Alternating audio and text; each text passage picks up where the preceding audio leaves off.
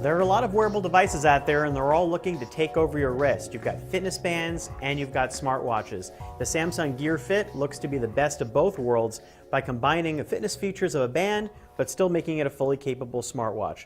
I'm Scott Stein and this is the Samsung Gear Fit. What the Gear Fit is really kind of a hybrid between a Nike Fuel Band type device and something like the Pebble smartwatch.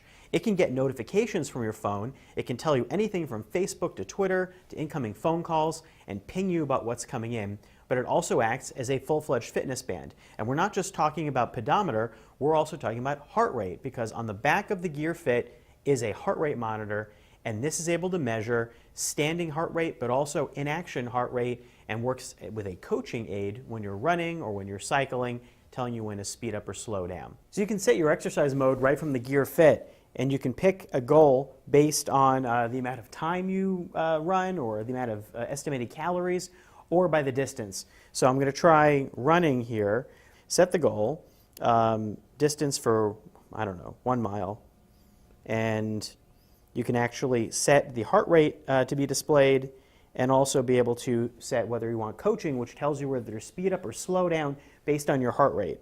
Now, I'm not on a treadmill right now, but I'm going to give this a try right here. It's going to start by measuring the heart rate, getting a ping,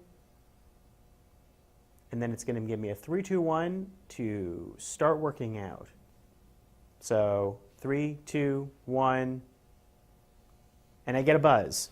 I should start working, start running. Let's see how it's going. It says speed up, so I'm going to speed up.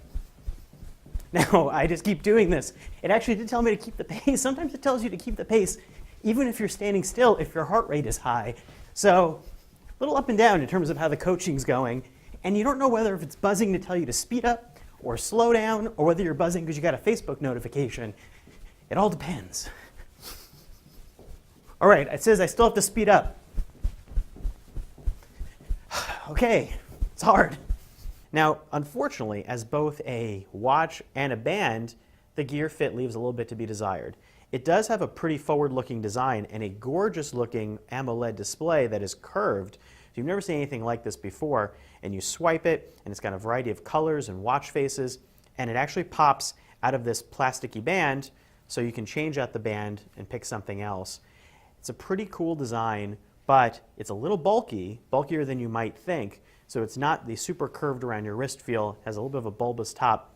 And when it comes to that curved screen, it's hard to read messages. The battery life is really only functionally about 2 days before a recharge, based on what I was using it for heart rate monitoring and always being connected.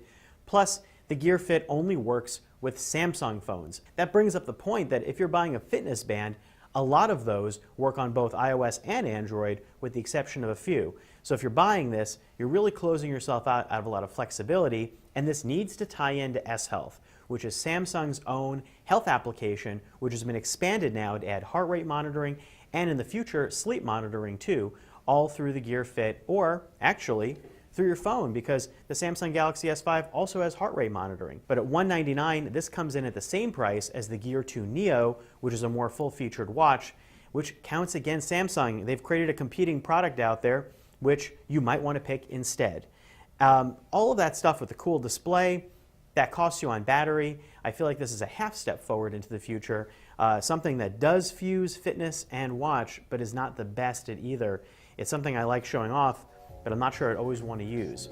I'm Scott Stein with CNET, and that's the Samsung Gear Fit in a nutshell.